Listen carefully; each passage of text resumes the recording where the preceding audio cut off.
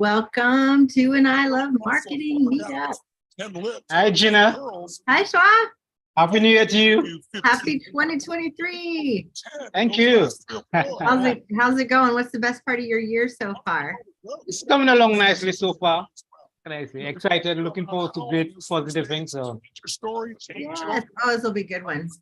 I hear somebody listening to Tony Robbins in the background. Is that you? yeah, that's me. I need to shut it off. Oh, there's a very good been done by now. I love it. That's me. That's me. That's awesome. So my camera is not on yet. I'll get it. Sorry. Sorry. When are you coming to the States? Oh my, later in the year. But I need to. Well, I need to be able to afford Genius Network, and then I'm coming to that event in November. Is it November? No. Well, our big annual one this year is in December 1st, 2nd, and 3rd, which is so beautiful in Arizona in December. Okay. All right. So I'm aiming for this one.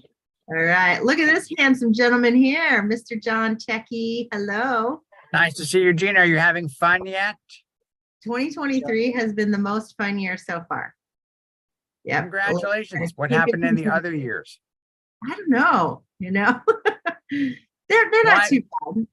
I've been practicing a speech for 2 months, and right after I gave it to Joel Weldon, they said, you cannot give that speech. You need to just put that on your website, start all over again. I thought, oh no, he did not. He must have been kidding. Do I look like I'm kidding? No. Always. No. Yeah, that is true. No, he said it sounds just like a commercial. And I thought people have been pitching me on Genius Network for 5 years, and I can't tell other people what I do. Okay, fine. I'll talk about the advantages of aging. Advantages of aging. That's awesome. Now, aren't you giving a 10-minute talk this particular meeting coming up here? We can only hope and pray that actually holds up. Hey, Shwa. So I love Genius that. Network. Congratulations. I love that idea of a talk because we have Stephen Kotler who's going to be at this meeting talking about aging but staying rad, staying gnarly and cool, and so aging with still superhuman powers, I guess. I'm not going to go across any snow-covered caps anymore. I've done that earlier in life and didn't find it fun then, and I'm pretty sure I would find it just not any fun at all. We used to go sliding down mountains just for comic relief, holding a stick behind us so it wouldn't fall over. What did you sit on? Didn't sit on anything. We just had 2 boots on and just flowed down mountains, having a nice day. It was a lot more fun being in your 20s physically. It's a lot easier to be 75 than it was 20 because you have more jokes and punchlines. Ah, that is good. And yeah, and you have the patience to wait before you drop the punchline as well. Robert, good to see you. Yeah, if I could say one thing quickly, you aging in reverse. Now that you guys are talking about aging, you look fabulous. Aging in reverse. Yeah. Yes. I see. Now I've earned every one of these white hairs. Thanks very much for asking. Each one makes me, more calm, more patient, more wise. Yes.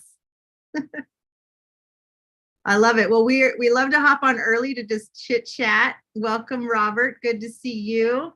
And Joshua and Bill. We are going to start in about 12 minutes. But I don't know if you heard me. Thank you, Gina. Thank you. Yes. Robert's probably ordered more Life Gives to the Giver books than anybody else. I'm looking for more. We just Spread the word, Gina. Spread the word. That's awesome. Yes. And I love that. I mean, because when you get one, you give it to a friend, and you get another and you give it to a friend. It's a great way to give a gift. That's Joe's free book, Life's Give to the Giver. You are on mute, Robert. Say again. No, you're on mute. I'm getting so good at lip reading though. Since COVID, I think I can read lips. Go ahead, Robert. Unmute. I'll ask you to unmute. There you go. Oh, not yet. You're still muted. Oh, I met a couple college girls at Barnes and Nobles in Oak Brook, Illinois, And I told them about what's in it for them, and they were studying, they love books. And I said, here's one great book. And I just signed it, best. Not my name, anything. Pass it Look on. how Joe signs off on his emails. Yeah, exactly. That's why I did it. Yeah. He invented that best. And then anytime somebody uses it, we know where they get it, right? I should have put my number down and say, call me and let me know what you think, but I didn't. That is very Joe also, isn't it? Yes. Next time. Yes. Josh, Bill, is this your first, second, third I Love Marketing? Do you come on these more often than not, or? I used to be part of the ELF coaching program. Awesome, that's when, right. Timothy was heading it up. Yep.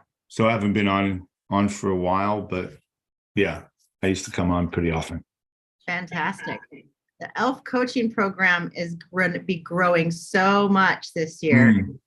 Dave Cool. Streen has joined as coaching, and we now have Jason Campbell, Genius Network member, and also incredible entrepreneur and musician with lots of. He's actually also sheriff of the town Joe bought, the ghost town of Cleator. Oh, okay. So sheriff of Cleator. So if you go to What's Your Cleator, CLEATOR, you can see a little bit about the ghost town that Jason and Joe and some other partners purchased and what we're doing with that as far as making it an example for creating an elf business, right? Easy, lucrative, and fun. Sure. Now we're creating an elf town. What's Your Cleator will be the elf town. Hi, Robin. Great to see you. What's new in your world? Oh my gosh. So, I'm a professional speaker, and all of a sudden the healthcare corporate conferences came back. I already have 11 date holds, and like 4 have gone to contract in just like a 2-week span. So I think this is going to be a big year for events. Awesome. That's great. Yes. And Robin gave a talk at a Genius Network annual event one year, which was fantastic. Very powerful talk. And, speaking of giving, John Checky was just on, and he was sharing, he's given a 10-minute talk at our Genius Network meeting that's happening next week. And he'd been working with Joel and was getting some critiquing and stuff like that. When you gave your talk, I don't think you even worked with Joel, and you knocked it out of the park. Yeah, I've even written a book now on how to become a speaker and a professional speaker if you want to make money doing it. I'm now charging $20,000 a keynote, and I've done over 180 in 15 countries. Fantastic. Congratulations. Thank you. Yeah, there's a whole nother opportunity there for you as far as a coaching a course or program on teaching to speak. I have a course on it. Oh, you know. Well, there you go. Yeah, I have a course and a workbook, very Genius Networks. I've been involved with Joe since 2011? Yeah.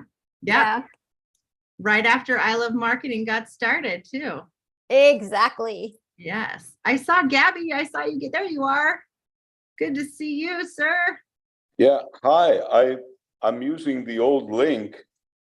So because I didn't get the one for today and it worked. And it's always the same. Yeah. So anyway, so you're gonna get the old version of me. You're getting the December. Okay. All How are right. things We're gonna going? have a new guest. Yeah. How are you doing? I'm doing great. Loving 2023. Well, Yeah. we had a great meeting a couple weeks ago. We have another great meeting happening for Genius Network next week. Right. Yeah.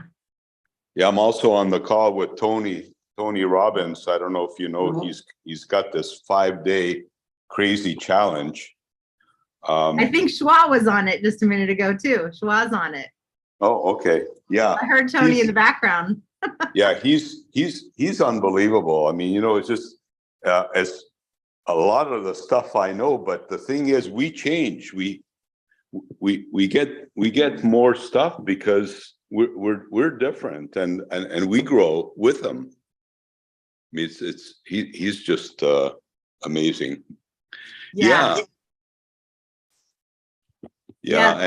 He reinvents. He doesn't necessarily reinvent himself, but he just he does, like the rest of us, grows wiser, and that helps all of us too. That's awesome. Yeah, terrific. Yeah, so anyway, I wanted to connect with you, maybe give you a call early next week or something like that, connect with you on a couple of Cool. things. I love that- it. That sounds great. Yeah, absolutely. Yeah, excellent. And you put me in a room with Tony Rose on the last Yay. meeting. Yeah, and I can't believe his book. If someone on this call is hearing me and they haven't looked at Go Beyond Numbers, it's absolutely brilliant. Tony Rose, Go Beyond Numbers. I love Yeah. it. Yeah, Tony's a longtime Genius Network member. He is also the head of the board of directors for Joe Polish's Genius Recovery Foundation. And in addition to Go Beyond the Numbers, Tony has a book about grief. And it's probably one of the best books I've read on grief. I was just so pleased. I mean, it's this, grief is a sad thing, but I found so many good, useful strategies, and he wrote that book with his daughter. That's amazing. When I talk with you offline, I'll tell you about Elizabeth Kubler-Ross. I had the honor of meeting her in person years ago, so I can tell you about that too. Yay! Yeah, Awesome. yeah. And I saw the man himself, one of the triad of awesome men himself for the hour, Mr. Dean Jackson. Imagine that. Am I the first one? You were the first one. That's so funny because that never happens. Imagine that. Here we are. We're usually on, and Dean's texting Joe going, "Hey, what's the link?" What's the link? It's so funny. I have to go. I just went to, I figured out I can go to I Love Marketing Zoom, register, and click on the link right away. So that way I can get there. I can never find it in my That's email. a good idea. Yeah. That's how we all got here. Yes. So good thing you had room for me. Gabby was saying, I couldn't find the link, so I used last month's link. And guess what? It is the same one. Ah, you see? Okay. They really are. But we like I'm to going know to start putting it who's in the coming. calendar then. That'll be the great. Yes. Okay. We like to know who's Good. coming though. So we like when you register. We do have about 350 who said they're going to be on, which means we'll probably have about 50% of that because we're I love super it. excited with the I saw guest. Damon gave us a shout out today on Instagram on his story. So that might be Yes. we got the Damon. Joe and factor, Damon were just at lunch. Damon, John, and Joe just got Mhm. back in the office from lunch with Damon. That's great. Yeah. Got a video from Damon. I haven't seen it yet, but he said he got a video about what Damon thought of What's in It for Them, Joe's new book that he read. So that's awesome. Yeah, this is great. Mr. Checky's asking if we're selling cows now. Yeah, that horse got away. No, Oh, we still got a horse for sale. I So can't hear you. he just fell I know down. my earplugs. So I got a whole warehouse of them in the back. If anybody wants a horse. I love it. We're starting in 2 minutes, and I'm so glad you guys all made it. I do see that the other two parties of our amazing triad today, Nick Sonnenberg and Joe Polish, have joined us. They cared We enough. have to about 2 come. minutes chit And, chat. and Dean Jackson is there too. Did you say that or did you? Oh, I couldn't did. hear You the were whole already, time, yeah. Joe. He beat you this time. He never does that. Well, I know right when you let me into, it's funny. I needed to be let in by Gina into this Zoom room. I saw Dean there, and I'm like, this is a miracle. He's actually here on time. I'm always here on time. No, there's times you've missed it, I think, but you could be wrong. Maybe you're lurking in the background, and I don't Yeah, know. I'm always here on time. Very dependable, Joe. Well, that's for you to judge, right? So Nick is with us, right? Nick is with us. Yes, he is. Hello, Nick. We have similar virtual backgrounds, Joe. Wow. Oh, where'd you get that idea from, Nick? A marketing genius. So who is here for their very first I Love Marketing meetup ever? Raise your hand, raise your virtual hand. It is so amazing that you guys got the time to come. And hopefully it's because you are overwhelmed. All right, Terry, good to see you. Thank you. Glad you're here. Hopefully you guys are overwhelmed and stressed out and burnt out, because we're going to help take care of that today. But we do these I Love Marketing meetup groups. In addition to our Genius Network, in addition to our ELF coaching program, we do these pretty much monthly, regularly. And so it's just a fun time to connect, meet with like-minded entrepreneurs, and get some really valuable content from Joe, from Dean Jackson, from other Genius Network members. So I'm really glad. If this is your first time, welcome. So Yeah. it is 3 o'clock on the dot. I'm going to let Joe kick us off. Well, thank you very much, Gina. I appreciate it. Welcome everyone to this I Love Marketing live virtual meeting, and also the recording of the I Love Marketing podcast at the same time. We'll see how many people end up joining us, because this will be a very interesting thing. We had several hundred people that have registered for this, so we'll see how many end up popping on. So I'm here with my partner in crime, even though there is no crime. It's actually a very beneficial thing to humanity. That's Mr. Dean Jackson. Here we are. And we've got Nick Sonnenberg, who is the founder of a company called Leverage. The website is getleverage.com. And one of the things I'm going to ask him about is his methodology, which is called CPR, because it's really good. And there's a book that he has coming out, which I'm going to also recommend all of you that are watching or listening get a copy of his book called Come Up for Air. And the subtitle is How Teams Can Leverage Systems and Tools to Stop Drowning in Work. And I am about 63% of the way through the book. Tony Robbins endorses it because he's actually personally not only coached Tony, but Tony's team. And he said Nick has cracked the code on entrepreneurial efficiency. And I just left a meeting with my buddy Damon John, who from Shark Tank, who happens to be here in Arizona right now, which is where I'm at. And he was about 13 minutes down the street from my office. And I just left, and he just did an Instagram live on Nick's book. And I gave him a personal copy of it because I'm Joe Polish, I get books in advance and I get to read them. And I was hoping I would have been done with the entire book before today's session. I'm not, but I will say the first chapter is worth the admission price. And so, just not to make this session about buying Nick's book, which I hope you do, he's going to actually teach you some stuff. Go ahead and buy it now, just to get it out of the way. Go ahead. Should we just take 2 minutes, Joe, and let everyone show everybody where to go on Amazon? And all they can do at this point early on is to pre-order, so they wouldn't even be able to get it. Yeah. So that'd be good. Somebody's asking for a link. Gina, let's do that. Put up a link there. Just go ahead and get it out of the way. You know you're going to. Anyway. So, and buy one for a friend. Yeah, and buy me the book while you're in it, because you can. Here's what's funny. So Nick, you can people who read this one. Read this one. Yeah, I think hopefully everyone here's already got my book. Because by the way, if they haven't already bought my book from our own podcast, they sure as hell are not going to buy Nick. The name of isn't it how clever?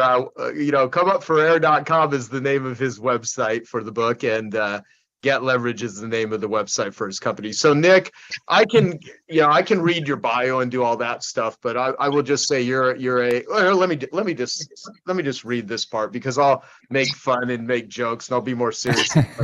Okay, Nick Sonnenberg I'm reading this from the back of his book, is an entrepreneur, Inc. columnist, and guest lecturer at Columbia University. He's the founder and CEO of Leverage, a leading operational efficiency consultancy that helps companies implement the CPR business efficiency framework outlined in Come Up for Air. This is a accumulation of Nick's, did I say that word right? Accumulation.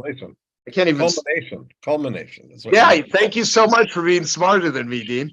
All right, and more capable of reading and pronouncing things. Of Nick's unique perspective on the value of time, efficiency, and automation, which stems in part from the 8 years he spent working as a high-frequency trader on Wall Street.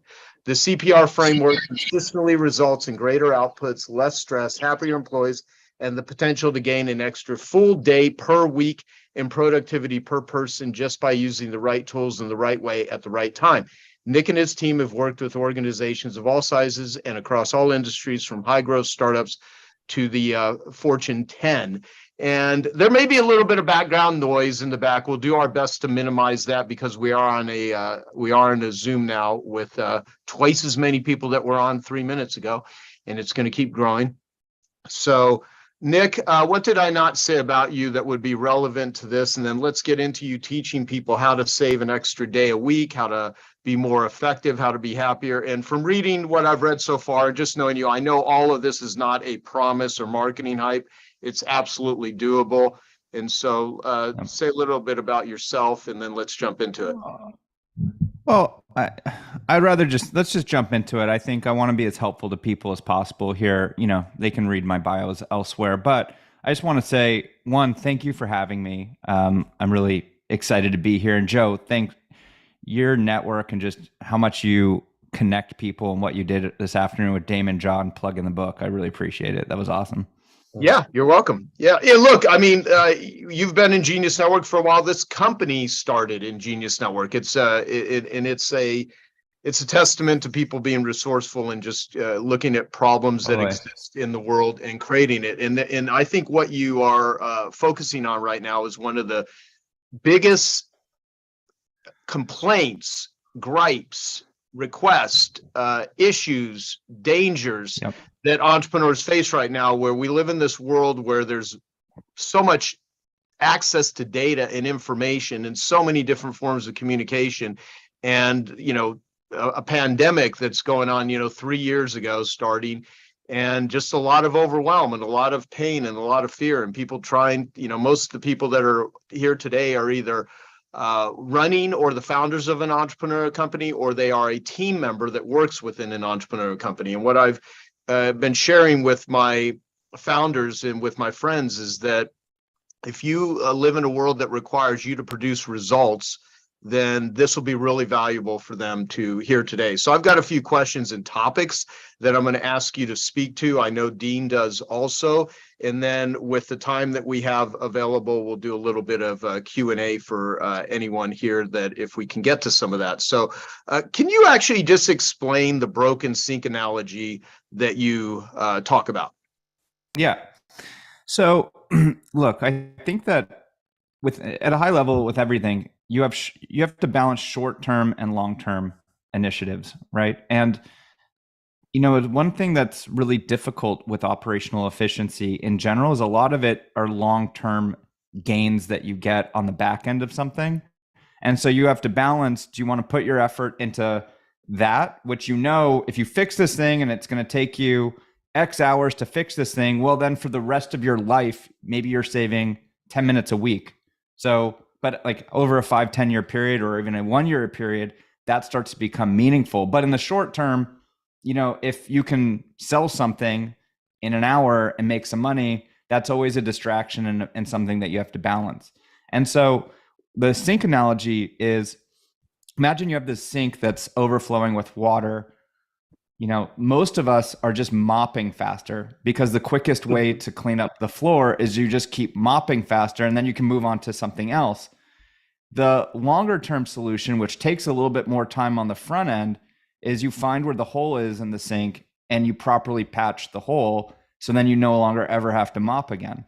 And so that's the analogy that you're talking about. And depending on the scenario, if you're strapped for cash and you can't make payroll, like you got to focus on, you maybe have to mop that floor because you don't have the luxury of investing time on longer term things. But the mistake that I think a lot of us make is when you're just 100% focused on short term, you'll just never stop mopping that floor. And so just being cognizant that you have to start thinking about some ratio of short and long term efforts, and be willing to give up some short-term wins because you're investing in long-term platform foundational stuff that's going to pay dividends in the long term.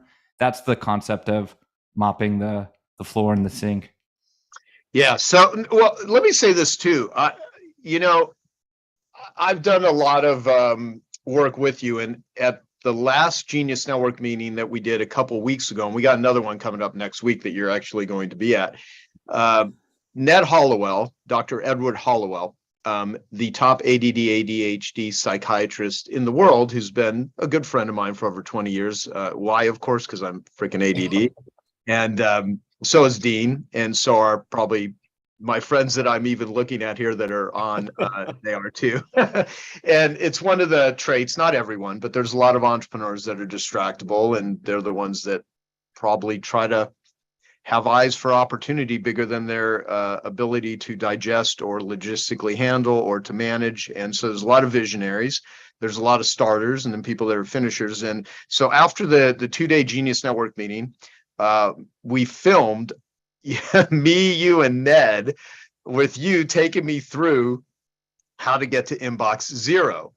And, you know, it's one of these things where that whole concept never truly was a reality until you then helped my assistant Eunice, who is at that meeting. She has been my assistant now going on 28 years. And she's been at inbox zero since the day you got her there. And she's maintained it, right? And so I still have a little bit of work to do. Awesome. And stuff, but it was so funny where you take people that are really bright, really capable, and you've worked with some very sharp people, and you help them get their shit together, right? In this particular area. And one thing I wanted to say about Nick is, like, when I learned marketing, I never learned it because I thought I'd teach it to anybody. I was a convert of my own system. I had to figure this out in my own carpet cleaning business, trying to figure out how to successfully sell something nobody wants to buy. And I learned marketing, and I taught it to people, and I built, you know, the largest training organization in the world in the 90s for the cleaning and restoration industry. And one of the things that puts you really in tune with a methodology is if you actually have to figure out a solution for yourself. And so one of the things that you, with your book, you originally had started writing this book how many years ago? I started this book 4 years ago. Yeah, I mean, and talk to speak to that, because I think it's important contextually for people to know this before we get into it as to why the hell should they listen to you. Yeah. So, I mean, I wrote this book. I started this book 4 years ago. The timing turns out couldn't be more perfect. A pandemic and like a whole like economic recession has come, you know, in that 4-year period too. So I think now with the shift to, you know, remote work and people having budgets tightening and hiring freezes, and got lucky with the timing. But I started writing this book 4 years ago when I was drowning in work and I was in pain. And, you know, Joe, as you mentioned before, I started Leverage, basically launching it at Genius Network's 2015 annual event back when it was a freelancer marketplace. I remember.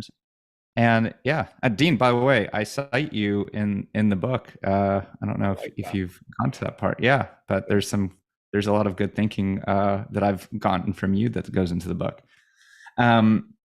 But the book started 4 years ago, and at that point, that was on the back end of a very bad business partner breakup that Joe was kind of in the mix of and saw some complete craziness. But one day with my ex-business partner, you know, he decides to leave, and we go through an extremely tough time. I'm not going to go into kind of all the details, but in literally at the point that he left, he was the face of the company, and I was the behind the scenes person. I'm the one that I liked the systems and the back end stuff. He knew the clients and the people.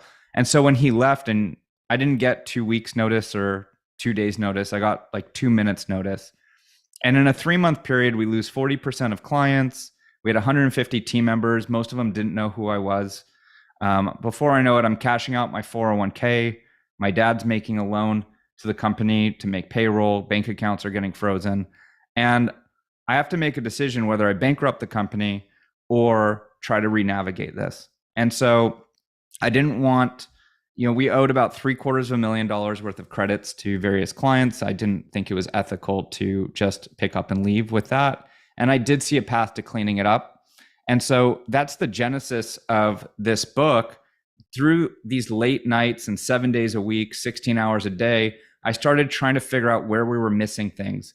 We got a lot of things right. We scaled very quickly, but we got ahead of our skis and we were missing a lot of this foundational stuff. And so I really took a step back and I just started analyzing, where am I drowning? Like, I'm completely drowning in work. How do I fix this pain? And I started just bucketing it. Like, there's pain in how I communicate. Like, there's way too many messages. It's a cluster. Then there was this pain with, I couldn't answer basic questions. Like, in one click, I couldn't know what's the status of this project, what's the status of this client, what's past due that I asked someone to do. I felt like all of these things should be 1 or 2 clicks away, and they weren't. And then lastly, I knew that documenting our internal knowledge was important. And honestly, had I not have already done that when my ex-business partner left, we definitely wouldn't have survived it. And so over time, I started solidifying this framework. People started reaching out, asking me to consult them, and so through referral, and Joe connected Tony Robbins to us. I started working with Tony.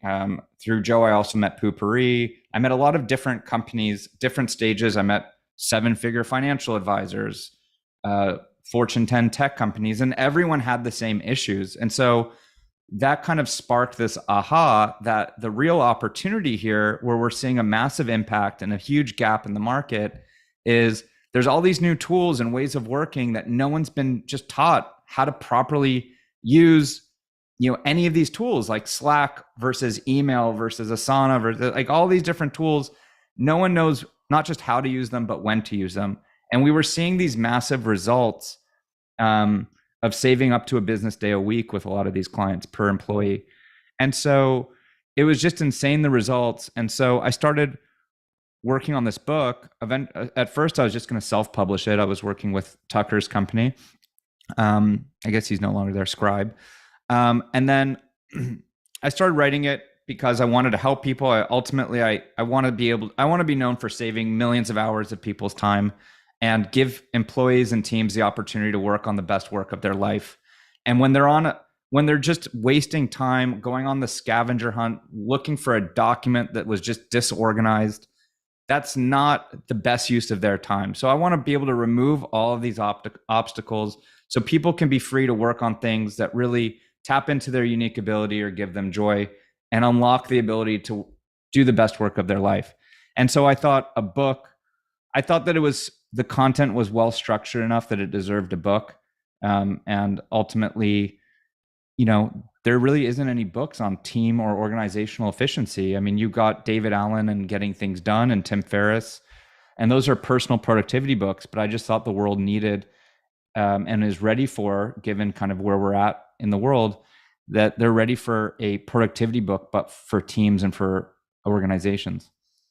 Yeah, let me say this too, and then Dean, if you have anything that you would like to ask, I'll hand it over to you.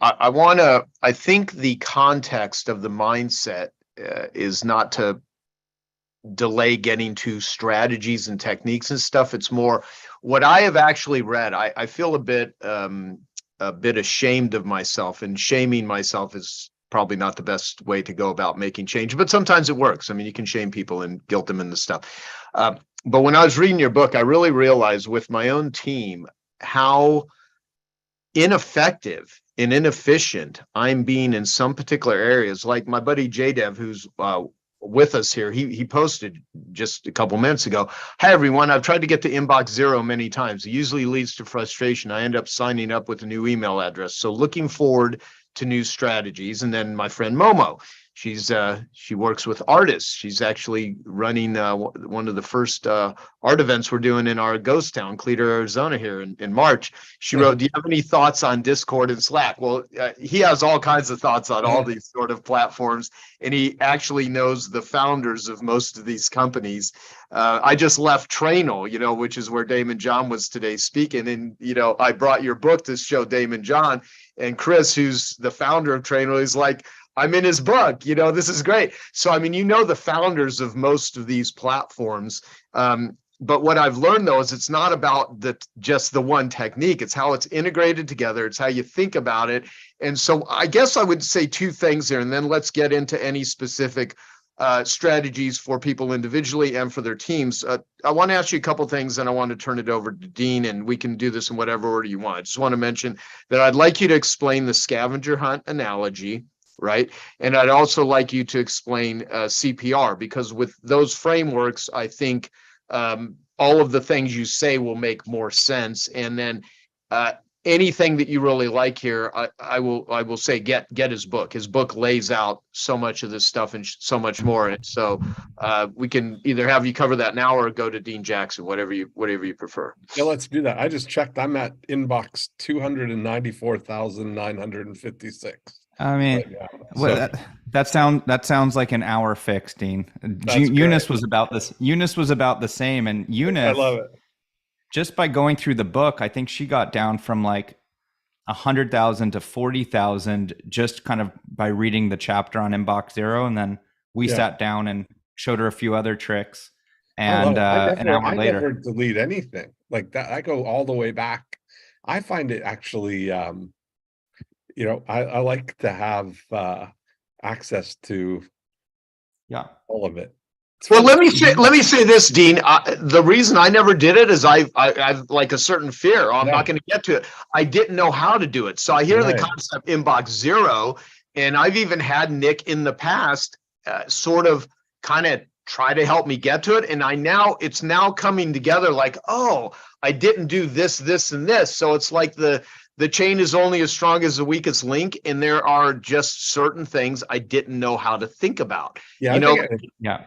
yeah, Dan Sullivan has that line. The problem is not the problem. The problem is you don't know how to think about the problem. Mhm. So I didn't quite know how to think about this problem. And frankly, everything that Nick's going to talk about is problems as it relates to overwhelm and productivity and teams and communication and utilizing resources and all these apps and all that sort of stuff. And frankly, if there were no problems, no one would be here today listening to any of this, right?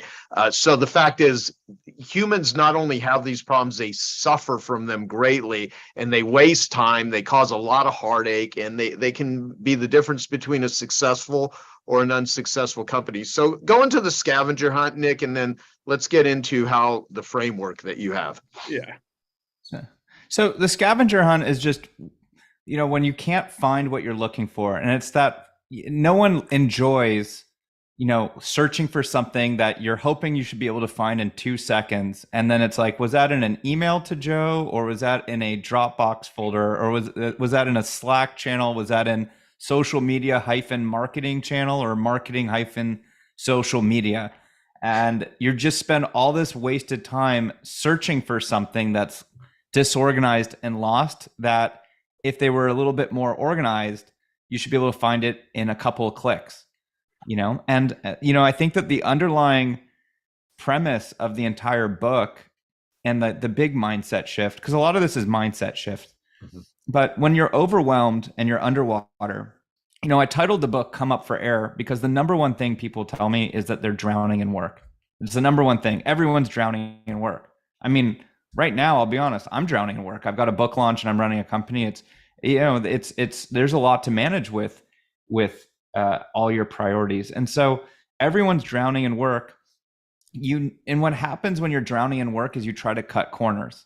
You play this game of hot potato where it's just like whatever's quickest for you in the moment, because you're already at full capacity and you're working 14 hours and 7 days a week. And so it's just like, here, just take it. And it could be that you text someone, or that you email someone, or you randomly put it wherever.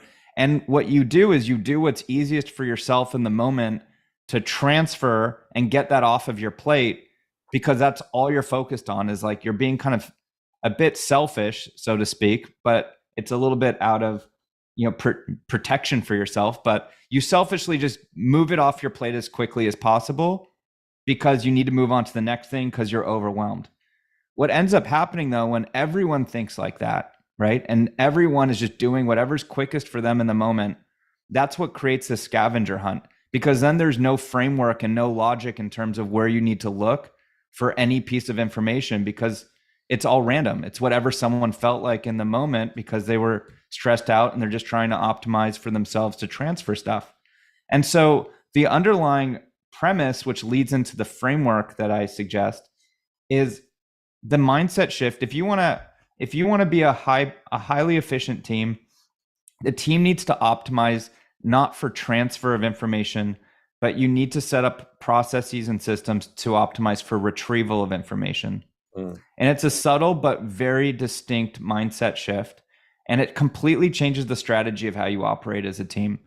And when you start optimizing for retrieval, kind of in math, you have this concept of local and global optimizations. You're turning the equation around from being a local optimization to now you're doing a global optimization. And when you optimize for retrieval, it does mean that you might need to take pause and spend an extra 10 seconds. That is longer than nothing's faster than text. So I'm not going to try to win the argument with anyone, what's faster? Well, it's faster for me just to text it. Yeah, like there's no argument there. But when the argument really is, what's the fastest way to retrieve whatever it is, whether it's retrieving an update on the status of this project, retrieving the document that lives somewhere, whatever it is, retrieving, what did I say last to Nick? That's what you really need to optimize for, because that's the invisible time suck that's happening in all these companies. It's a scavenger hunt that's caused because you're not optimizing for retrieval, you're optimizing for transfer. Does that make sense? Yeah, no, totally. Well, in the way that you've explained that too is that in the past, when you first got into productivity and however you want to look at being efficient, is that if I can get it quickly, if I can transfer it quickly, that's one thing. And there's a bit of celebration and fetishizing that in the world, but ultimately the ability to, having speed causes a lot of people to leave a lot of potholes and to drive off cliffs and things like that. So the retrieval distinction is huge for me. And that's one of the areas where I've been messing up with I'll use the path of least resistance or quickest thing, thinking that I'm being smart, when in reality, I'm just creating future difficulty for myself and my team. So, so one of the things, Nick, I want to say too, is that I don't expect anyone here. We're going to plant a seed today. Like, I know some of the things I need to put in place and that are going to help some people here. The book is not just buy this dude's book. If you're not really willing to read it and work on stuff, some things will take a setup period to get it down. But I'm going to utilize your book because today I was reading, I sent a message to my team saying everyone on the team needs to read this, and we're going to go through this, and it's going to be a new 2023 foundational thing that we take on. And some of the stuff's going to take months in order to change certain habits and stuff, but there's many things that you can do immediately that make the biggest difference. Let me just say, I know you're about to say something. I just want to read this one thing from Eunice, my assistant. She posted, I went from 198,000 emails to 56,000 on my own. And then Nick helped me get to inbox zero. I used to have so much angst with email, and now it's so much more manageable. I find myself excited to check email and to get to inbox zero in minutes. Nick is a lifesaver, and his book will show you how. So anyway, I just want to read that. Well, maybe we'll swap that quote out for Tony's, Eunice. That's probably better. Probably better. There you go. That's a good one. Yeah, no, it's not just time savings. It's also anxiety. I mean, another thing too is you guys, was it Dean, you talked about Rembrandt's in the attic? Was that your concept? John Ratliff. Mm-hmm. John Ratliff. But I mean, also, it's not just about time saving and anxiety. There's literally money and opportunities being missed right now in your inbox because you don't have a good system. And we're talking a lot about inbox zero. Usually in our experience, that alone can save 3 to 5 hours a week per employee in a company. And the great thing with starting with fixing your email is everyone uses email. Everyone uses Gmail or Outlook. Not everyone uses some of these other tools that I talk about, like Slack or Asana or some of these other tools. Mm-hmm. But everyone uses email, and it doesn't require other people to be on the same page at first, versus some of these other collaboration tools. Why those take a little bit longer to implement is you only get value out of them if everyone's using them properly together. So email, though, is a single user kind of tool in the sense that if you use it right, you get the full benefit regardless if your team has yet to adopt Inbox Zero. So that's usually a good logical start. And also one thing to mention is my book is really talking about the theory of how to think about efficiency. It's not a manual on this is how to use this tool. I try to really stay tool agnostic throughout the book, and I don't say this is the best tool in the market, right? Like I want this book to be in 10 years just as useful as it is today. And so it's really about how to think about running a high performing team. Yeah, you know, the other thing too, Nick, that I just realized is how running meetings, in doing meetings, and people that use entrepreneurial operating systems, and believe me, I know almost everybody that runs one. You know, Gino Wickman's a friend of mine, Vern Harnish is a friend of mine, you know, Lee Benson.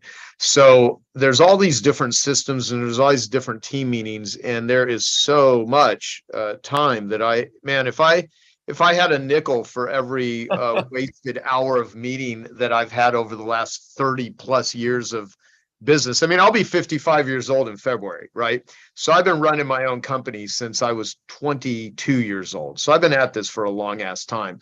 And I've ran, I've ran many events, many groups, and I'm bringing this into Genius Network. I'm bringing this into our ELF coaching that we are doing, and not just the marketing strategies and the what's in it for them methodologies of developing relationships, but just even how to navigating it. So explain the CPR framework. Let's start with that. Yeah.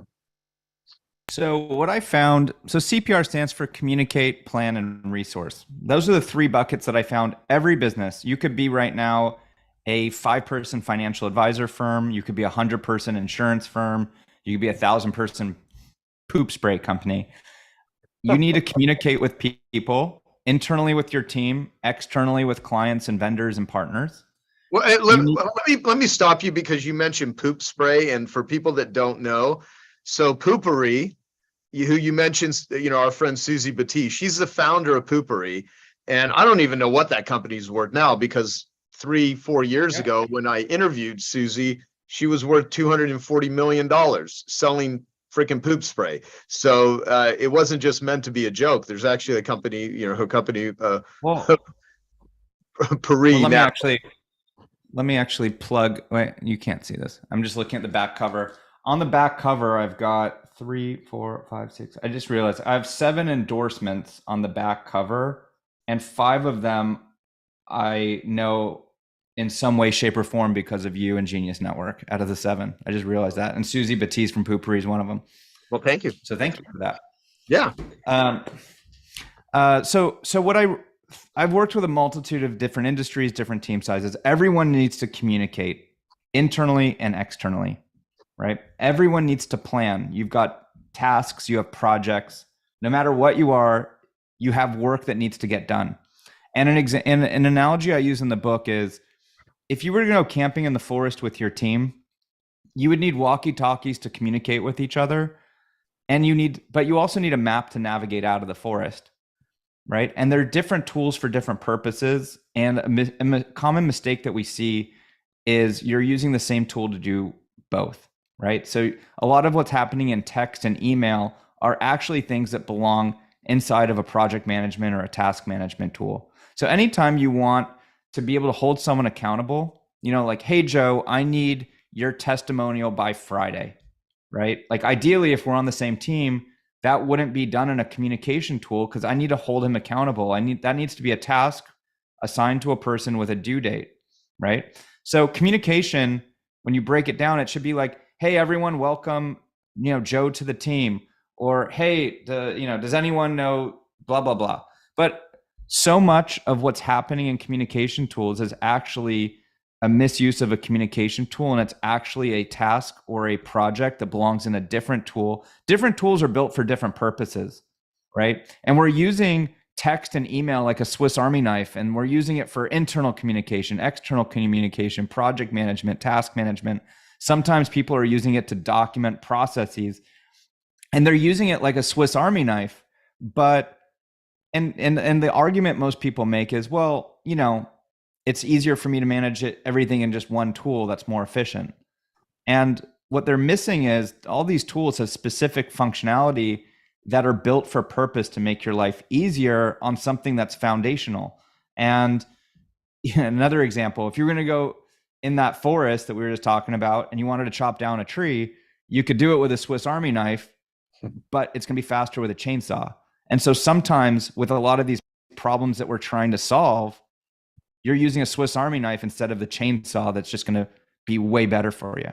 So you got communication tools, you got planning tools, and then you've got your resources. That's all your digital knowledge. Everyone on this call right now has intellectual property. You have standard operating procedures. You have processes, how you onboard a new employee, how you do payroll, your core values, your vision, your mission, your org chart. All of these things is company knowledge that needs to be easily accessible. And just like you want to be able to, in one click, answer some of those basic questions we talked about before, you also want to be able to, in one click, be able to know what, be able to find any kind of critical piece of company information. And when you do that, that's both a time saver because now people can self-serve and answer their own question versus getting notifications and messages and pings and dings of, it's kind of back to the mopping the floor example. If someone asks you a question twice, right? If you continue answering it, that might be quicker for you in the moment, right? To just we do I Love Marketing calls every month on this day of the month, right? And that's really quick to answer. But if every month you're getting that question over and over and over again, over a 5-10 year period, think about the wasted time that you're spending answering the same question. It's like you're just never ending mopping the floor. The patching the pipe would be you stick that answer in a Q and an FAQ in a knowledge base that people can go and find it. And that might take you a couple of minutes to do versus a couple seconds right now to answer it. But now you never have to answer that question for the rest of time again, right? And so it's always back to that mopping the floor example. You just have to balance it. But you have the time savings when people can go and find their own answer. And you've got the risk mitigation. You don't want to be vulnerable. I had a business partner leave, like I shared earlier. We've all had critical team members or partners leave unexpectedly. And we all know what the pain of that is like. And the more you can document how things work, the less risk you have if some event happens and they're no longer there. We all understand the concept of insurance and we buy, all various types of insurance. Well, you could think of documenting knowledge as like this special insurance policy that you can't go and get from an underwriter somewhere. But like, imagine if you could have insurance policy that your CFO against your CFO leaving and it crippling your company, or co-founder insurance, or, head of sales insurance. By documenting and digitizing all of their knowledge, it's like the equivalent of buying an insurance policy and getting an underwriting on it. Yeah, the cumulative effect of neglect in a lot of ways is if you've eaten very poorly for many years, you're going to have the consequences of that. And if you've done certain other behaviors such as exercise or sleep, if you're sleep deprived for a day or two, you can sustain yourself. Some people can do it for weeks. Some people can do it for months. If you do it your whole life, you're going to freaking die early. You're going to lose decades, right? So there's many cumulative effects. And I think all of this in the CPR, my marketing brain can think of all the analogies of like real CPR. Huh. When you don't have your communication, your planning, and your resources together, you're going to have to resuscitate yourself and you're going to be put in a situation. So the time to start dealing with some of this, the biggest angst and the biggest frustrations and the things that piss us off the most and cause us the most angst, if we the things we're ashamed of, the things that we avoid and neglect, those are the monsters sleeping under the bed. And the sooner we come to grips with that and address those in an intelligent, thoughtful way, not only will the pain subside and lessen, in a lot of ways you can transform it into joy. So I'm approaching this call today. And I sort of have an advantage here because, you know, I would have not taken the time to have I've literally been reading your book all day. And yes, and you sent me, I think I was the only person that has the audio version of your book, which you just got me a couple of days ago. You had to get permission. I haven't even listened to it.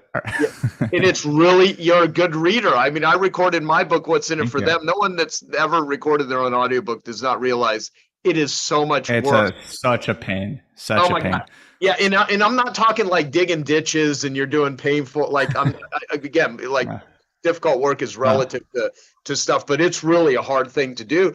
And your book is really, you're a great reader. It's a really well done thing. Thank So you. I've Are you sick of my voice yet? No. It's actually, it's quite helpful. I separate what I really think about you as a person from the value of what you're providing. But yeah, so what I'd like, let me ask you this question here because, and then come back to the CPR because I think it's important, especially for people here that have more than themselves working in the company. You know, Who Not How is a book that you reference in your book, and that's Ben Hardy and Dan Sullivan, and that's another book that happened in Genius Network. Dean Jackson is the one that originally came up with the line Who Not How, and then Dan Sullivan and Ben Hardy wrote a book about the concept. And it's, if why learn how to do, how to do something when you can find the right who. And in a lot of ways, people can use that as a way of copying out and saying, well, I'm not going to do any of this. I just need to find the right who. And it's kind of if you try to delegate the marketing, but you don't understand it, you can be put into a bad situation. I mean, I can't tell you how many people, I don't want anything to do with all this marketing stuff. And then their marketing sucks and they try to hire a marketing person, but they have no idea if the marketing person is good. So here's my question for you. What are the downfalls to hiring more people into an inefficient system? And then in parentheses, complexity scales exponentially with team size and hiring more people as a knee-jerk solution to many business problems. Would you rather bring more people into a broken system and fix it later, or fix the system first and bring more people into an efficient system? So going back to the question, with what I said, that's the one thing in your book is well, we can just hire people.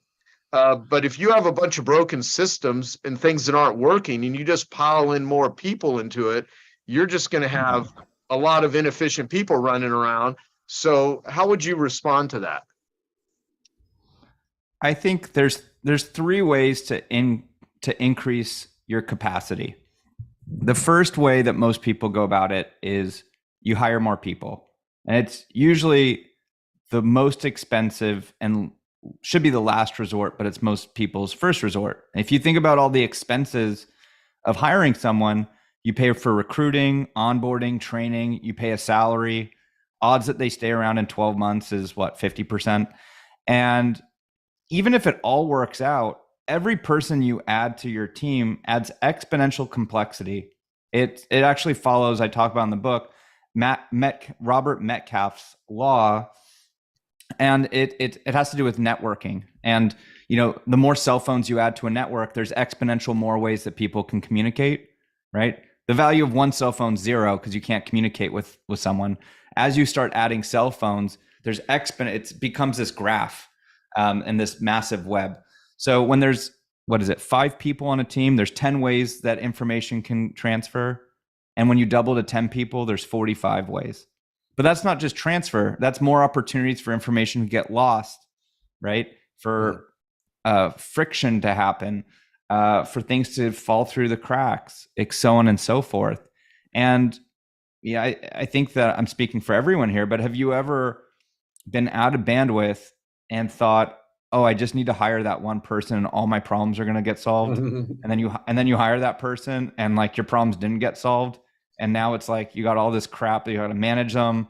And, there's now just more ways that there's more group text messages, more Slack messages, more all this stuff. And, sometimes it's man, this person, I was hoping it was going to take 20 hours off my plate and maybe it took 2.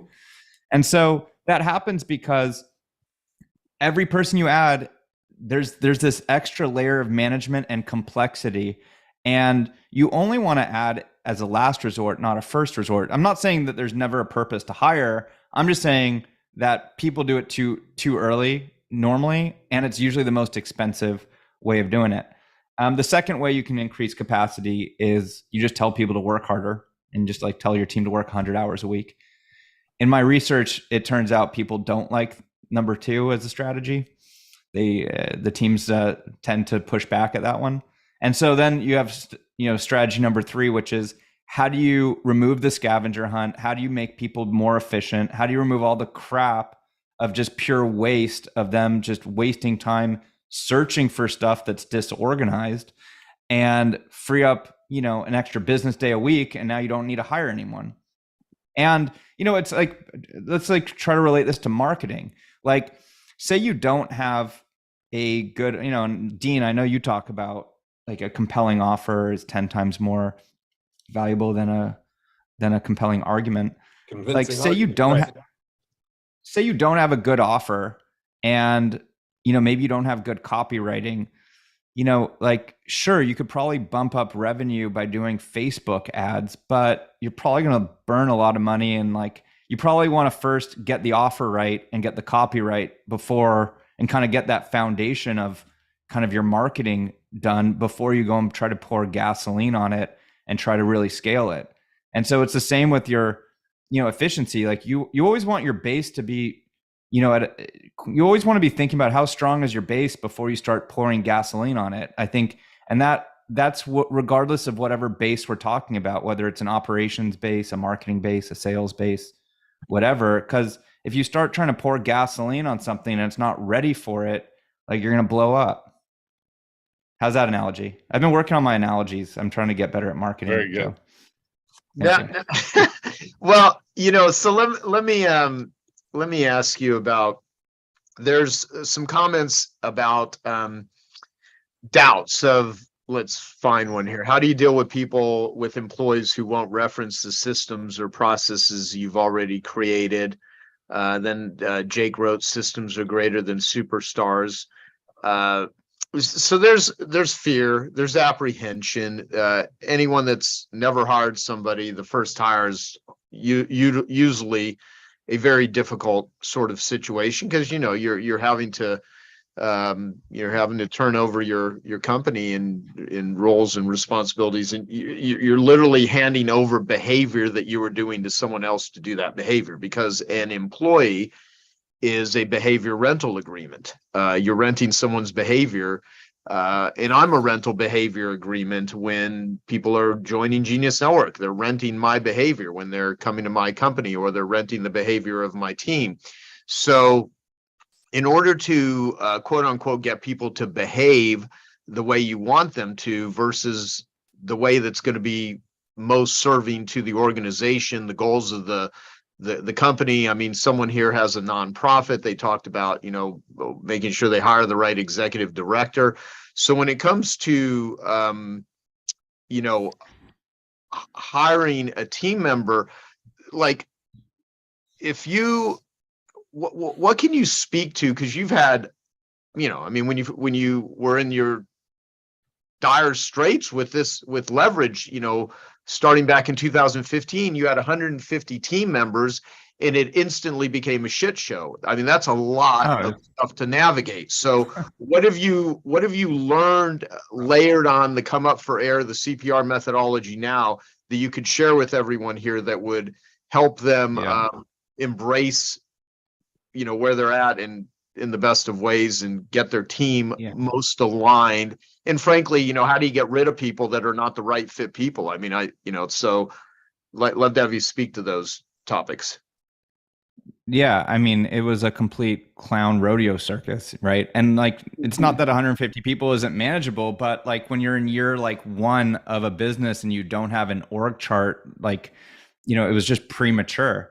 And so I think that you have to make sure that you're celebrating the right success criteria. And I think that there's too much emphasis on vanity metrics, like how big is your email list or how big is your revenue? Because you could hack a lot of those numbers, and it doesn't necessarily mean that you're doing business the right way.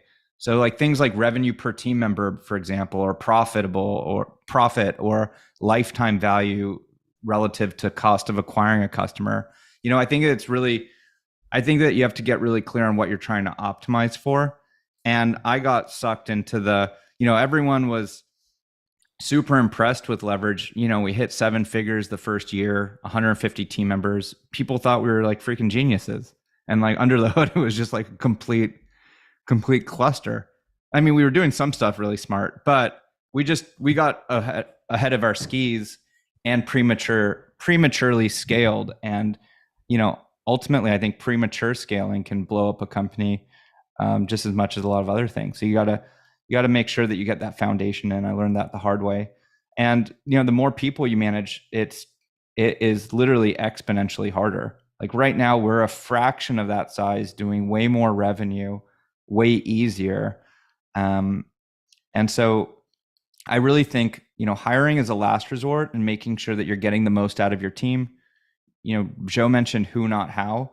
I view all of these different technologies we're talking about as who's. They're just technical who's, right? And they help me to avoid hiring a lot of people, because by using, tools like Zapier for automation or some of these other tools, it would require dozens of more full-time people in order for me to accomplish all the tasks and requirements that we need. And it helps me to avoid like literally probably dozens of headcount. Like we're probably outputting the equivalent of a team that's 10 times the size of what we are because of how we use these tools. That's a good comment. We're outputting a team of 10 times the size we are because of utilizing these tools.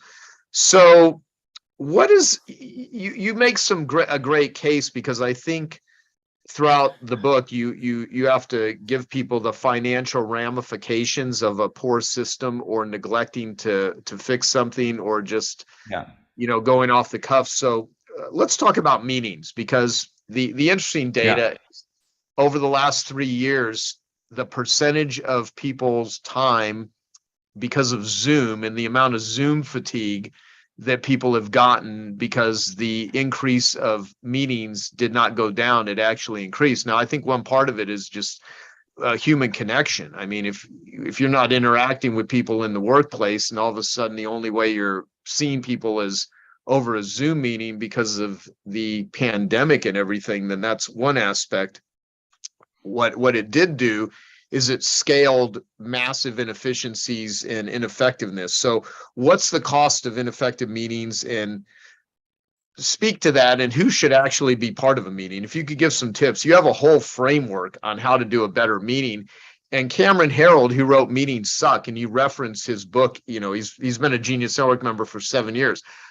Like when I read the way that you described how to do meetings, it just really reinforced to me, even today, a guy who's spent God knows how much time in my life in meetings, how some of the stupid shit that I'm doing that I'm no longer going to do.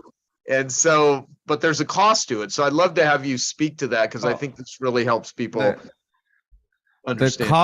The cost is $37 billion a year in the US. Here, I'll cite the article.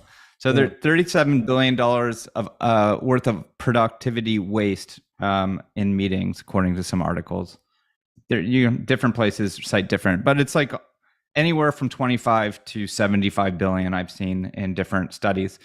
Meetings are one of the quickest wins that you can do, and it doesn't. You could be allergic to technologies, and cleaning up how you do meetings is a quick win that saves a ton of money. It's costing you probably millions and millions of dollars a year, and you don't really need to add any technologies. So first of all, you have to really start looking at a meeting differently, right? First, you have to start with what's your time worth, right? And if you don't know it, the easiest way to do it is take your salary and divide by 2,000 hours a year roughly of work hours. Right. So if you're $100,000 a year person, that's $50 an hour, the average. Right. And then you could adjust accordingly. If you make $200,000 a year, maybe it's $100. So you just got to get some rough baseline and think about that, not just for yourself, but for your team. So if you go into an hour-long meeting and you've got 3 people that make $100 an hour, that's a $300 meeting, right? And so you should be looking at every meeting, like what's the dollar value associated with this? Like if you start seeing 10-person meetings, like the first reaction for me is like, this is costing thousands of dollars, right? Like literally like you're investing thousands of dollars into that meeting. How do you make sure that you get a return on that investment? Right. Yeah.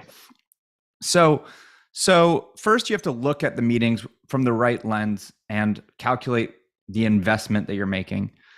Right. And then once you do that, there's a handful of ways to reduce the cost. 1, you reduce the number of people. 2, you reduce the frequency. So you start auditing, does this meeting really need to be daily? Could it be weekly? Does it need to be weekly? Could it be monthly, et cetera? 3, does the meeting even need to be a meeting? Could you solve this asynchronously? Could you send a video message or a Slack message or something? Wait, hold on a minute, for Nick. Asynchronous. I can never pronounce that word, but this is an important distinction because I've been doing it. This is how me and you communicate most of the time. Yeah. So asynchronous. So basically right now we're synchronous, right? We are live on a call. I blocked my calendar. We're going back and forth in real time, right? So that's synchronous, but there's a lot of stuff that you can solve asynchronously, right? Where I have a question for Joe, he can answer it in 3 days if he wants. We can communicate asynchronously with that stuff. So the other part to this too is we talked about your hourly rate, and we've been talking all this time about saving time, but it's also about optimizing time, because not all time is worth the same. So if your time on average is worth $100 an hour, 9 a.m. on a Monday, when you've just had a relaxing weekend and you worked out, you've had your coffee, and your brain's at full horsepower, the 9 to 10 a.m. time slot on your calendar on a Monday might be 10 or 100 times more valuable of a time slot than 7 p.m. on a Friday after you're exhausted and you've had 100 Zoom calls for the week and you're in the back of an Uber without your laptop and you're just sitting there doing nothing, staring out the window. Like your time at 9 a.m. on a Monday might be worth $500 an hour, and it might be worth $5 an hour on that time slot on a Friday. Making sense? So you start having to also think, how do you optimize time? So think about in your meetings, if you've got an hour-long meeting on a Monday from 9 to 10, and say 15 minutes of it is just someone reporting on something, sharing screen and reporting on a deck for 15 minutes, that didn't need to be live. That could have been pre-recorded with a tool like Loom that I see people chatting about, or other tools. And that could have been sent the previous week for people to watch on their own time. And now the back of the Uber ride on the Friday, you can watch that video report out, make good use of that time. And now you've freed up 15 minutes at one of the most valuable time slots on your whole calendar. So imagine your calendar is not just equal each time slot. It's like a heat map where you can project kind of your energy level and the horsepower of your brain. And each time slot actually has a different hourly rate tied to it. And you should be trying to optimize around kind of this heat map of a calendar. Does that make sense? Yep. No, let me also mention too, I might have to take my video off here. Let me see if I can do this for a moment. Blur my background. Nope, I don't want to do that. None. All right. So behind me, I've got this big bulletin board with all these Dan Sullivan laws that he created. But in the book, this is, so you have a chapter on efficient meetings, like literally, and you have these graphics here. One is the 4 ways to reduce the cost of meetings: eliminate it entirely, reduce the number of people, reduce the duration, reduce its frequency if it's a recurring meeting. You spoke to that. And then you have this great graph here, okay? And this graph basically says some of the things you spoke to. Does this really need to be a meeting? No, cancel it. Yes. Does it really need to be this long? No, shorten it. If yes, do all the people need to be in the meeting? No, remove all unnecessary attendees. Yes. Is there any paperwork that can be done to distribute in an event? If it's no, schedule it. If it's yes, assign pre-work in advance. I mean, you literally take Yeah. Here on this Zoom that we're doing right now and this conversation we're having, I know you're going through the flyover of the whole book and everything, but everything is laid out step by step. And what I realized is I was taking so many of these little things in piecemeal that I was never really doing them. And then I was missing. And now I'm doing some of this. I mean, I run a multi-million-dollar company. I mean, I have a lot of success. In business. The thing though is, my God, the amount of frustration and angst that can be eliminated though with all of this is a massive game changer. And that's why I'm going to, the truth is, like, one of the reasons that I wanted to actually do this conversation with Nick is because I'm using this as a way to even force myself to speed up the rate of which I execute upon and implement what I can in the time frame, and also enroll my whole team into the process. And so everyone here, I'm just wanting to enroll them into this thinking so that they get your book and start getting the benefits from this. Well, look, Joe, one thing I'll say, right, is give yourself a bit of grace too. I know you went 63% of my book in a 2-day period is a lot. Like, this book isn't curious your thoughts, but it's not one of these books where it's one concept with, like, that could have been 5 pages and then you've just got like all these stories around the same concept. I mean, it's a pretty dense book with a lot of actionable, tangible tactics and strategies. I think the best way to read the book and the most value you're going to get is read one part at a time and then try to implement. Because with anything, and like, there's hundreds of strategies and tactics in there, but you only get value out of any of it if you actually roll it out properly. And so whichever one is the one that you want to start with, do it properly and get the value, and then move on to the next thing. A big mistake I find people making is they try to do too many things, and they're trying to fix too many things at once. Like, if every day you just solved one problem, right? After a year, your business will look completely different. Yeah. I had a big realization, guys, when I realized that our anxiety and ambition both move at a faster velocity in our imagination than reality. And one of the blessings of any of this stuff is that all the things that actually happen are limited by the speed of reality, which happens to be currently 60 minutes per hour. And so you can only, even if you look at this pile of things that you have to do that makes you anxious, that you look at it and you say, this is going to take hours and hours. The reality is that you can't do anything more than what the reality time of reality is, 60 minutes per hour. And that is really helpful in realizing that when you slow things down and get into that granular level of time, you realize how little of what is causing all this anxiety is actually required to be actioned right now. And that gives you, that's kind of, I think it fits with what you're saying, Nick, is this idea of coming up for air, that you feel that whenever you get, I did this with, whenever you get anxious, I would always sit, and I use this as an on-ramp to focus time too, is my watch. I've got a Rolex that has a sweeping second hand, and I find it just very peaceful to sit and just breathe and watch that second hand for 1 minute in silence, and you'd be amazed at how much centering that gives you in the midst of this anxiety or all this stuff that you're overwhelmed by something. And from that, then getting calibrated, it's almost like you can't come up too quickly with in your scuba tank, or you get the bends or whatever. It's almost like that same thing. It's getting yourself calibrated. That's a good one. I'm going to steal that. I'm going to steal that one, Dean. No problem. There you go.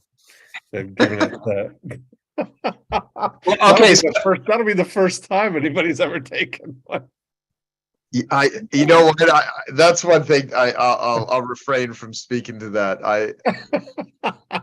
Those of you out there that actually produce knowledge in the world, you will know what it means when people like take your knowledge. It's so we have about 25 minutes that we're going to take for the remainder of the time here. And so what I want to do, Nick, is cover what you feel is the most important and then leave some time for Q&A.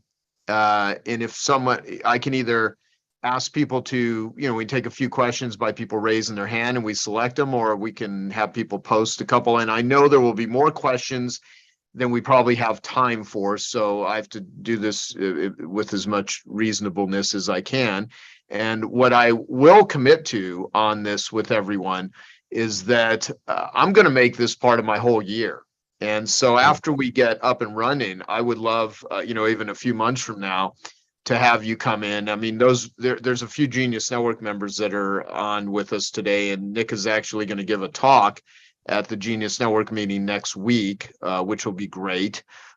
So I would like to, kind of get the ball rolling here for people and get them started and, make this, I think if we met a year from today, if everyone read the book and implemented stuff, you're going to be in a whole nother level of not just personal productivity, but team efficiency. And, next week I've got my buddy Stephen Kotler, who's one of the top flow experts in the world, speaking at Genius Network also. And you talk about flow in Come Up for Air and getting into a flow state with all the work I do with addiction. Like the opposite of addiction is connection, and the ultimate place for a person to get to is in that state of flow and feeling amazing. And so I think so much of this just has to do with not just what you do and how you do it, but also how you feel while you're doing it. And so, work that is not ELF, what I call easy, lucrative, and fun. It could be easy, lucrative, and flow versus a half business, which is hard, annoying, lame, and frustrating. So yeah, what do you think are the most important things you can share in the time we have, and then we can take some. So I'll just leave with a few other kind of final thoughts and then go to Q&A. But, David Allen, who I know you also know well, he has this phrase, which is your brain is for having ideas, not holding ideas. And especially if you're on this call and you have ADD and you have a ton of ideas and you're very creative, right? I know for myself that it's very stressful. It's hard to be present on conversations when you've just had 12 new ideas pop into your head that are totally random ideas, and you're in the middle of a conversation or you're driving somewhere and you don't want to lose these because they're potentially very valuable ideas.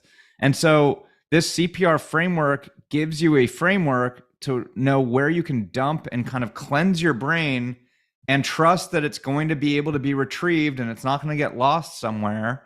And then you can go about and free up your brain space to go back to whatever you need to use it for. Something I mentioned in the book is this concept of retrieval versus transfer. We do this already in our personal lives. If you think about how you do your laundry, you don't just take things out of the dryer and stick it into one drawer. Although that would be the fastest way to be done with laundry and transfer your clothes. You spend the extra minute or seconds to separate your socks in one drawer and your underwear in another drawer. And you invest that time to separate it, not because it's the fastest way to be done with your laundry, but tomorrow when you need to put together an outfit, it's easier to retrieve what you're looking for. And so, treat your business like how you're treating your laundry and optimize for retrieval.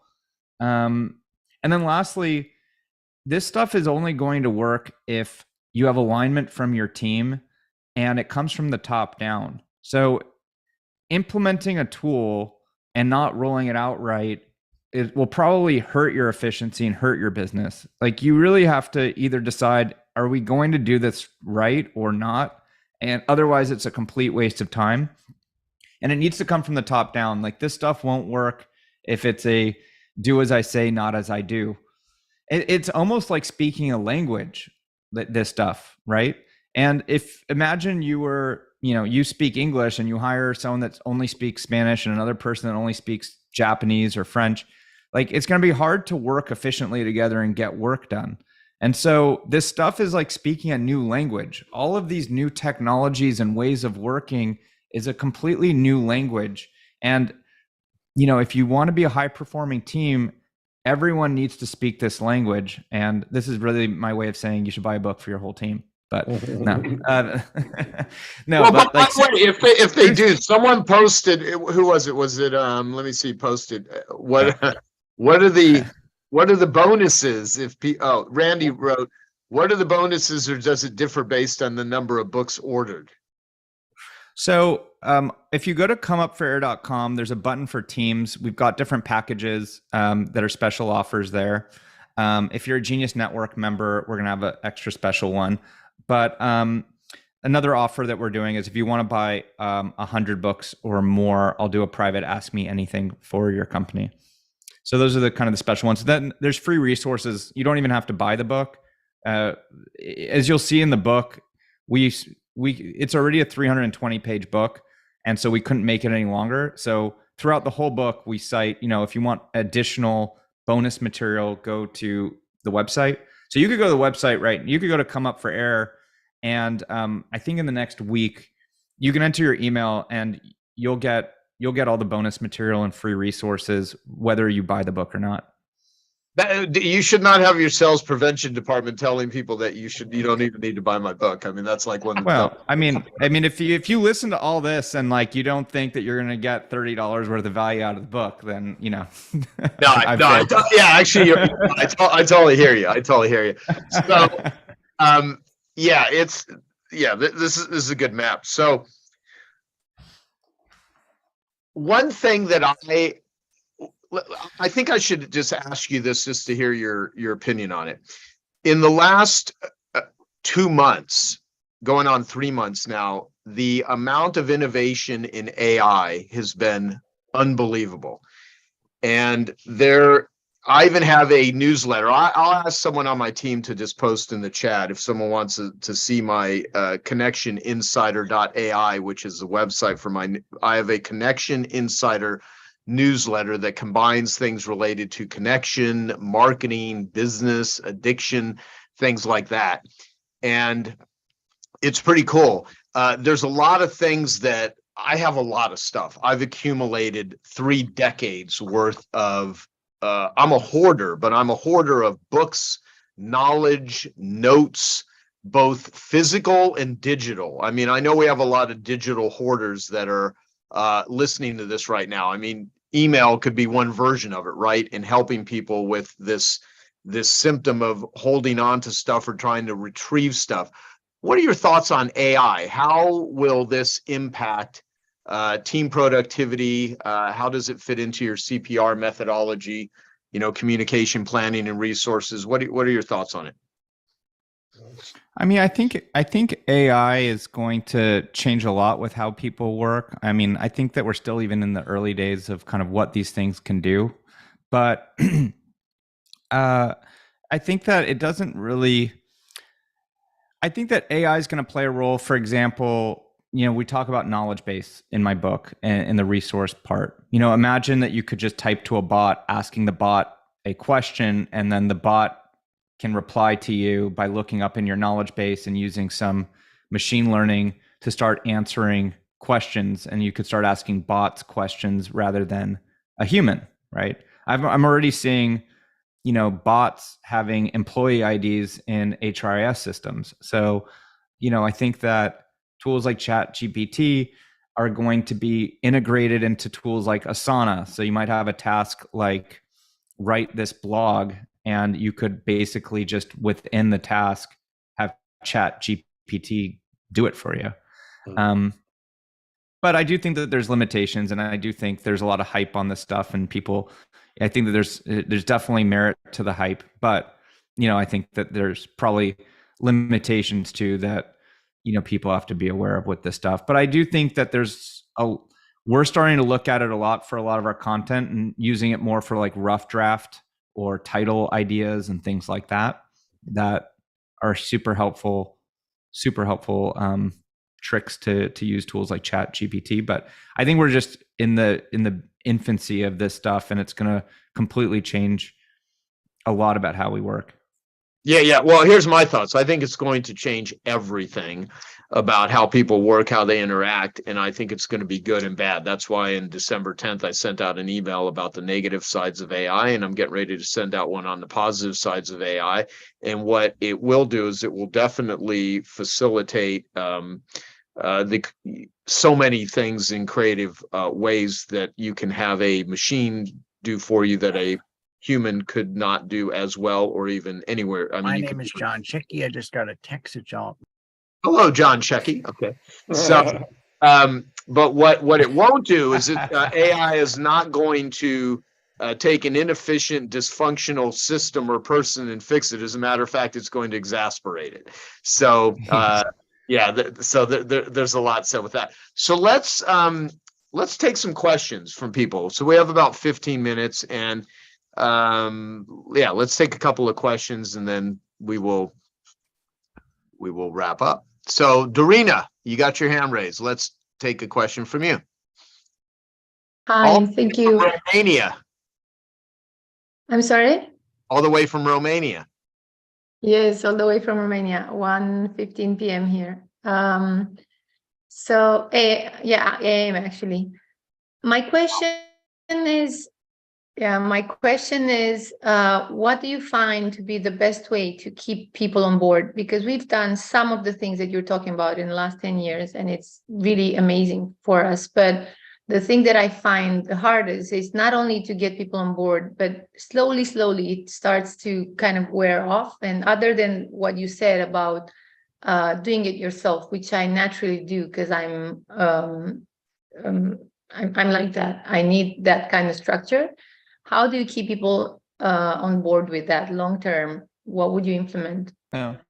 This needs to be a good question. So one thing that you have to do, this has to be something that's just prioritized and starts becoming part of your culture and your DNA, right? So this needs to be talked about in your onboarding, right? You know, my hope is that this book is like just a book that every new hire gets in the onboarding so that they speak this language. That's my hope. But this needs to be led from the top down. You have to lead by example.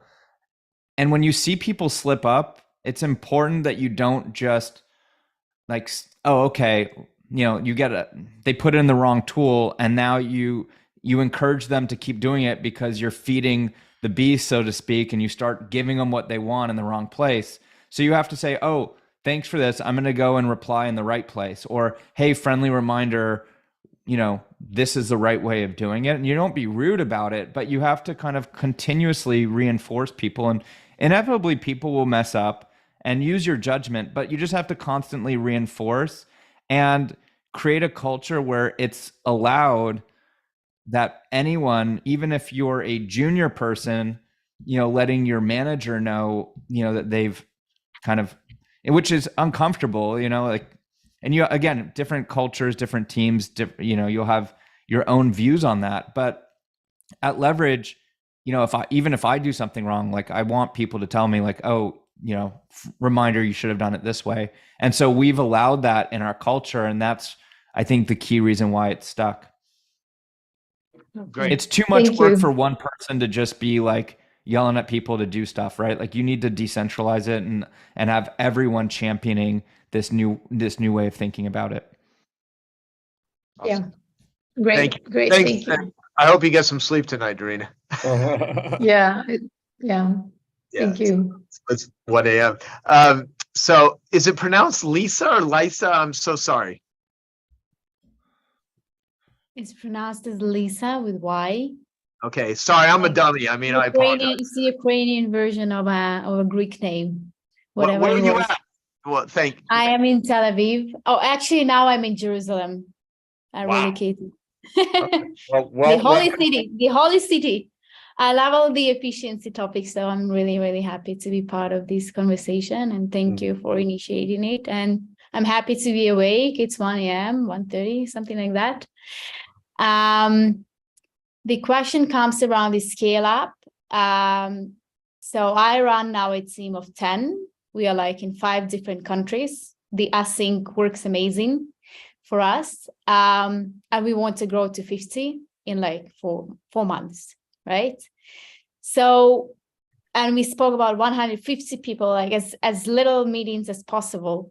When it comes from 150 to 500, do you see the challenges to be the same and they can be addressed by the tools in your book, or the challenges become different? Because when I started to do the calculations of the number of networks that come to 500 people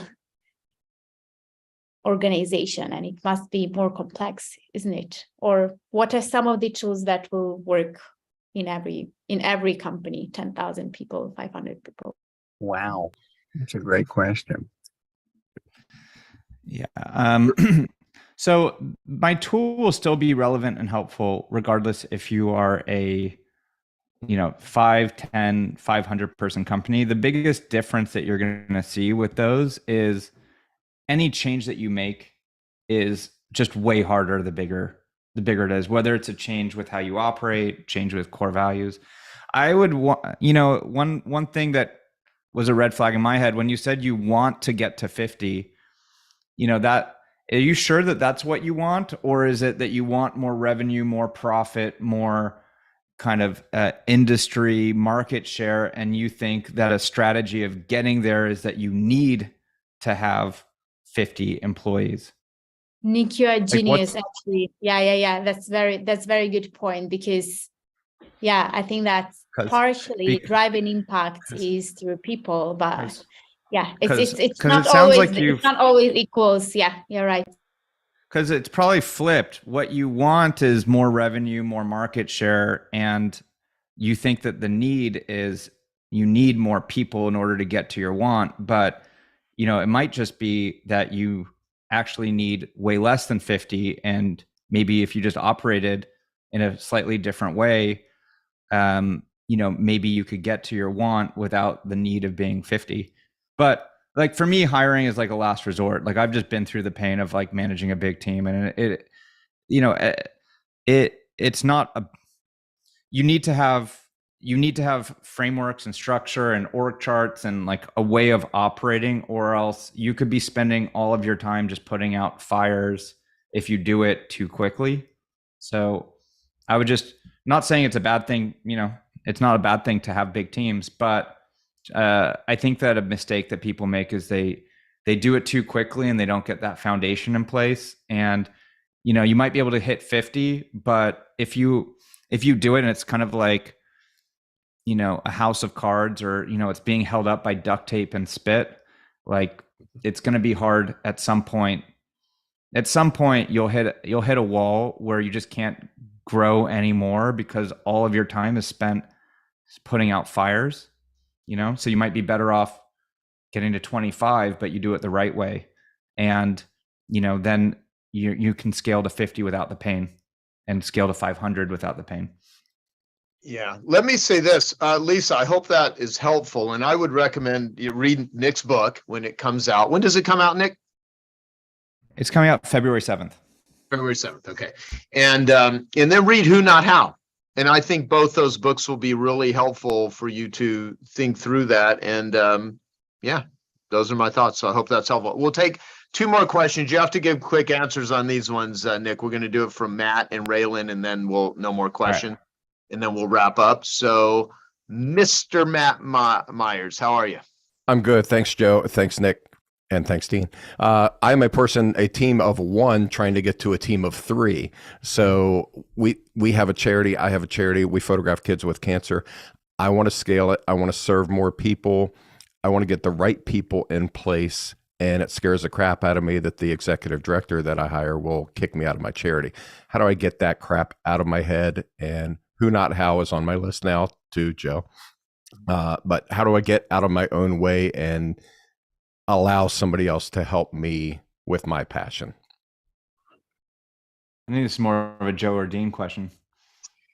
Yeah, well, boy, that's I used to help so many carpet cleaners and I say carpet cleaners because most people can relate to, well, if you have anything even sexy or remotely cooler than carpet cleaning, it usually can be useful advice. And they would always get off the truck. And so, you know, the ability to, like, I've interviewed Richard Branson more than most people on the planet. Like, I spent 6 weeks on Necker Island over you know, a decade period of time, and I've got hours and hours and hours of asking Richard questions. And people get all gaga over Richard Branson, but he's an intuitive entrepreneur and doesn't really explain very well what he does and how he does it. But people are all enamored by the fact that he's Richard Branson because he's been a very successful entrepreneur. And the best piece of advice that he ever gave me is, I was in his kitchen on Necker one day, and there's just me and him, and I was looking for like a piece of fruit, and I think I had like an apple. And I said to him, Richard, when's the last time you did laundry? And he looks up, kind of like thinking, and he's like, I've never done laundry. And I'm like, what the hell what do you mean you never did laundry? And he's like, how's that possible? What, as a kid? He goes, no, my mom did my laundry, like his mom. And I'm like, okay. I go, when's the last time you were in a grocery store? And he looks up again. He's like, I don't think I've ever been in a grocery store. I'm like, that's impossible. How could you, like, what about when you're buying, you know, beer for Sid Vicious and Johnny Rotten with the Sex Pistols or something? He's like, no, I don't think I've ever been in a grocery store. Of course, I didn't really believe that, because I'm like, it's hard for me to even fathom that's even possible. But here's what he said. He goes, you know, Joe, you hire people to do things. He's like, one hire will save you thousands of hours in your life.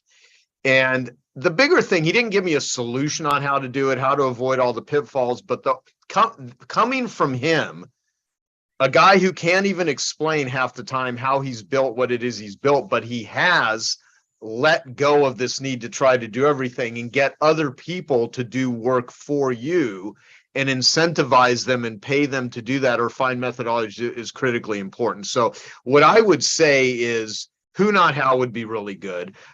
Start interviewing every day. Sit and write, you know, who do I need to know? Like, if you want to find the right executive director, call up other people that have non-competitive charities and ask them, how did you do this? How did you grow this? There's tons of people. I mean, you photograph children with cancer. You're doing good work in the world, I would assume is very helpful. And if you ask other people to say, hey man, I just need someone to help come in and run the organization, you need to make a criteria of, here's what I want this person to do, here's the vision, here's what it is.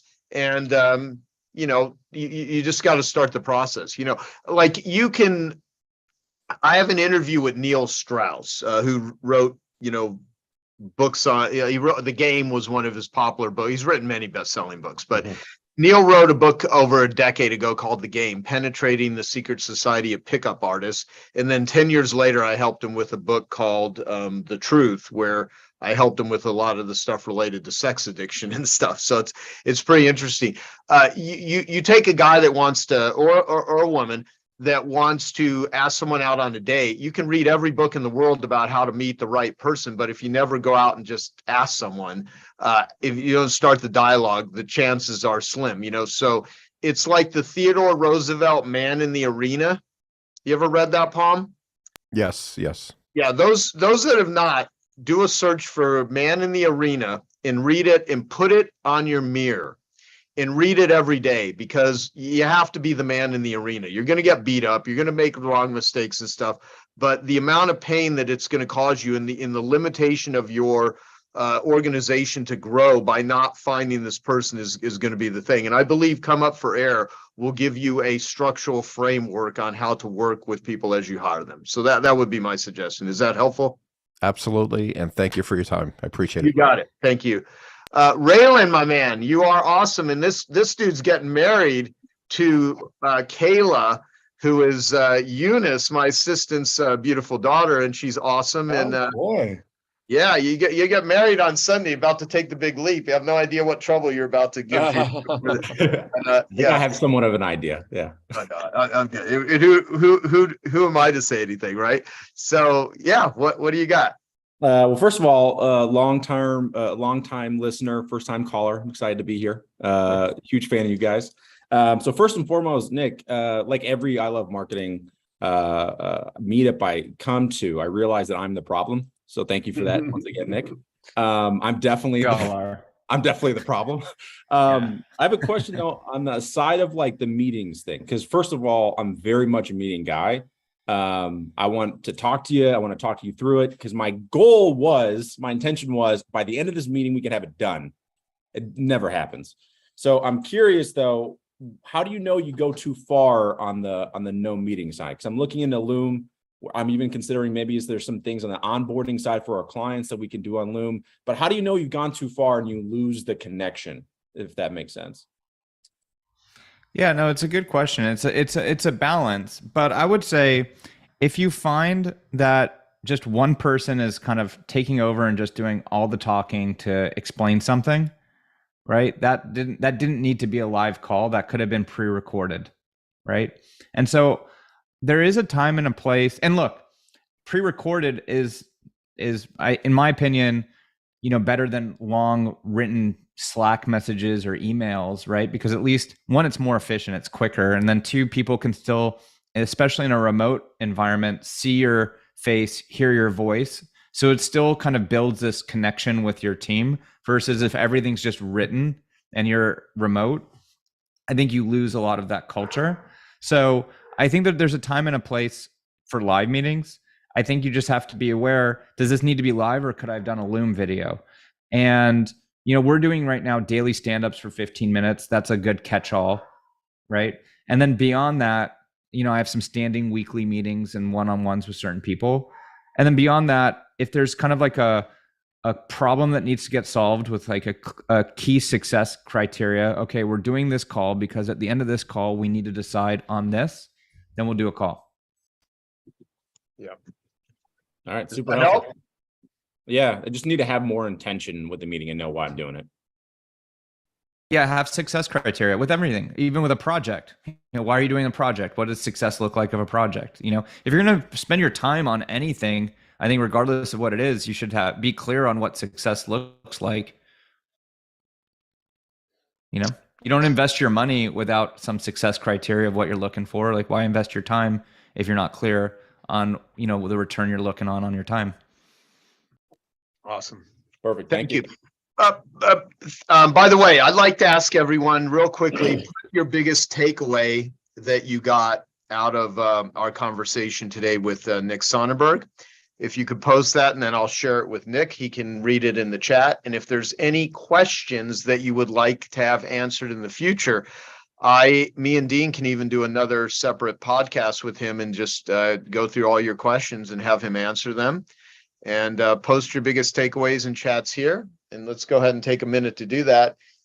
And yeah, let's do that for, I'll try to be silent for 20 seconds. Mm-hmm.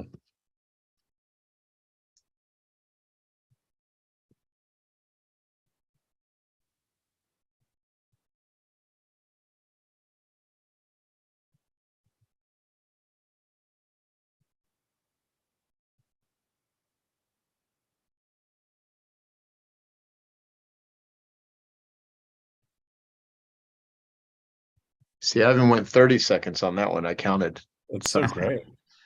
And Jason Campbell and Dave Streen are both on with us. Dave has been running the I Love Marketing meetups locally in Arizona for the longest time, and he's been running ELF Coaching, which is our coaching group.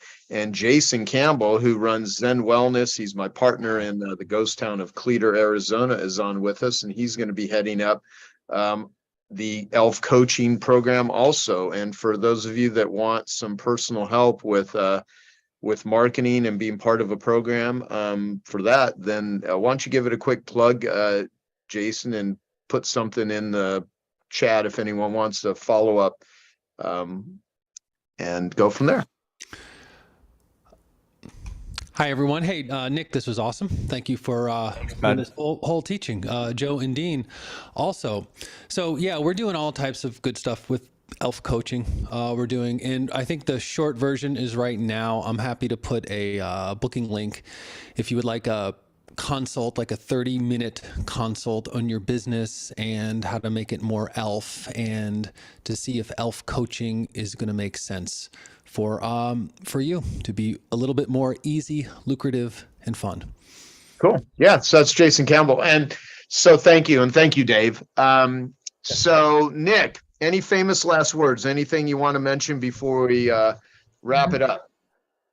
No, I would say a couple of things. One, celebrate the small wins. Like I said before, try to just fix one thing at a time. Like I can guarantee you in all of our businesses, there's thousands of things you could fix. So don't take it on yourself to be overwhelmed and think you got to do a million things at once. Celebrate small wins, even if it's a 1 second win. That's a huge win, because if you do that thing 60 times a day, that's a minute a day, 5 minutes a week, 20 minutes a month.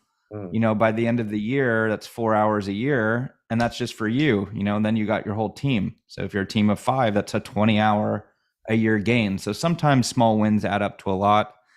Also, just thanks for the opportunity. Thanks for having me on the show, Joe. And for those of you listening that are in Genius Network and will be at the meeting next week, looking forward to hanging out and talking more about this stuff in person.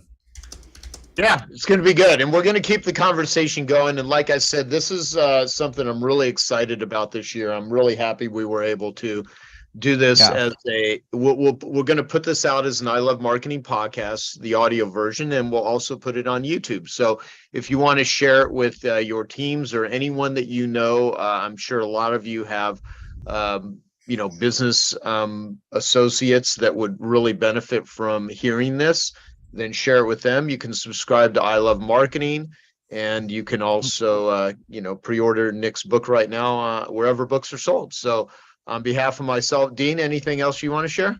That's great. Awesome. I think get the book. I don't know if you know, he's got a book that's coming out. So everybody should go and get that. Get it out of the way.